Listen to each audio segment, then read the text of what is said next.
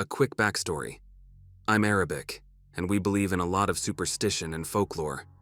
At least that's what I thought. I used to argue with my mom a lot about faith and the supernatural. Every time I asked her why her faith was so strong, she gave me the same answer. If you'd seen what I've seen, you would never ask me this stupid question. Never did she tell me what happened when she was in her hometown. My mom's wish was to be buried close to her parents, so I organized it for her. I was never able to go. I couldn't bear seeing her like that. A few years later, I was still heartbroken about this and decided that I will have to give this a place, which is why I went to her hometown to visit my mother's grave, located in a rural place in the north of Iraq. I used to remember my grandparents as happy and exciting. I've only seen them once in my life when I was 4 years old, but I've spoken to them on the phone countless times. In the last few years of my life, I didn't speak that much with them as my mother was the one that used to talk a lot with them. I called them to announce my arrival, and before I could finish my sentence, my grandmother started yelling and screaming, telling me not to come and to stay away. I remember her saying, "What have you done? Leave her alone. Why did you take her?"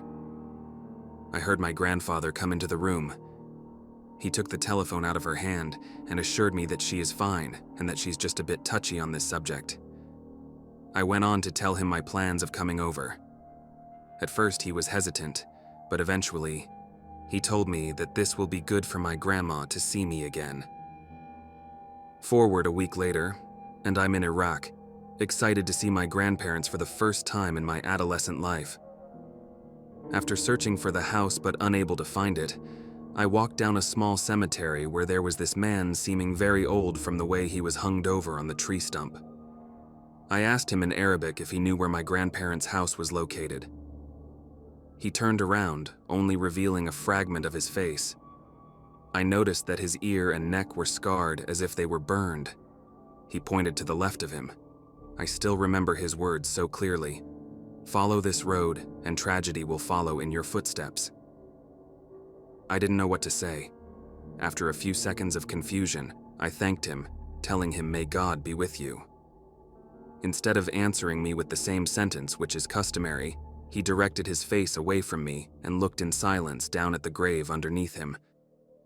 As I walked down the road, I couldn't shake off the eerie feeling that lingered after my encounter with this man.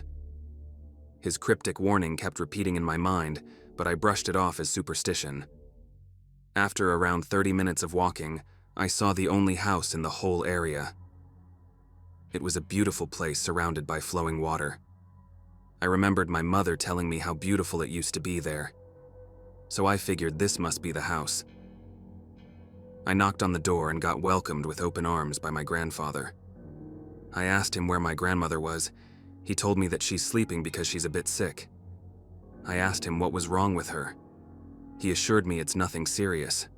We went on to have a great day with laughter and reminiscence of my mother. He had this huge bag full of pictures, all black and white. We threw them all on the carpet and started to show me some of the pictures from my mom's youth. There was this one picture that had a lot of writing on the back. I couldn't read it as the handwriting was not clear enough for me. In that picture there was this tall man with a beautiful smile. But somehow his smile gave me the creeps. I asked him about this picture, and he told me that this person used to live down the road. We don't talk about him anymore. He used to practice black magic, which is strictly forbidden. I asked what happened to this old man. He said that one day he lit himself on fire.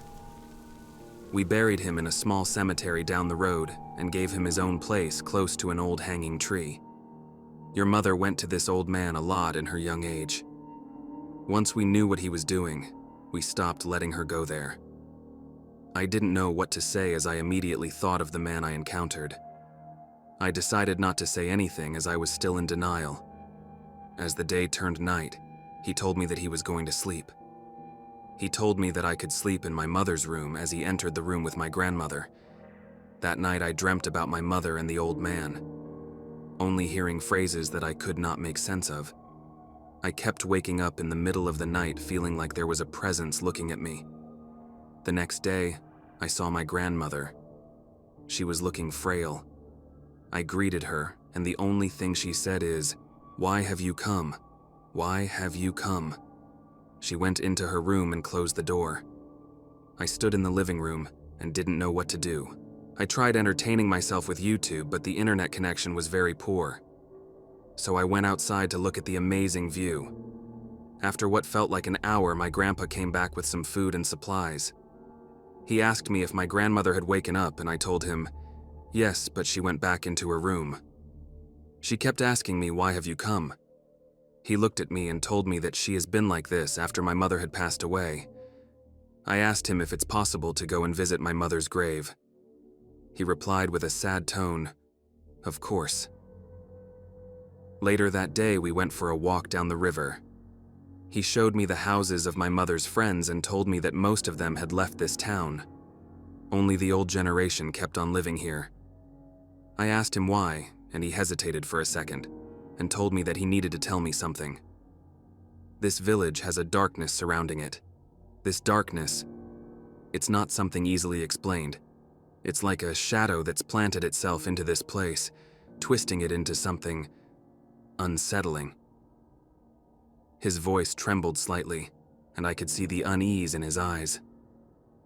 There are stories, whispered among the elders. They speak of dark rituals performed in the dead of night, of sacrifices made to forces beyond our understanding. And there are whispers of a presence, something malevolent that lurks in the shadows, feeding on the fear and despair of those who dare set foot in this place. My blood ran cold as he spoke, and I couldn't shake the feeling that we were being watched. Your mother was still young and naive. She was drawn to that darkness despite our warnings. She searched for answers from the old man down the road, not knowing the danger she was putting herself in. I felt a chill creep up my spine as the pieces began to fall into place. The cryptic warning from the old man in the cemetery, the unsettling dreams at night. It was all connected to this darkness that seemed to suffocate the village. I didn't want to stay any longer. That same day, I went to her graveyard on the other side of the cemetery where I approached the old man. I prayed there with my grandfather. And in the back, I saw the old man sitting there on his tree stump. He looked me in my eyes with his face all burned. He kept on laughing and laughing, cursing me and the people in the village. I told this to my grandfather, and he told me that it's better if I'd leave the village. I keep having the same dream of the old man laughing. It feels like there's something watching me even now after months passing. In a way, I feel like my mother guided me back to my faith. I am ever thankful for her.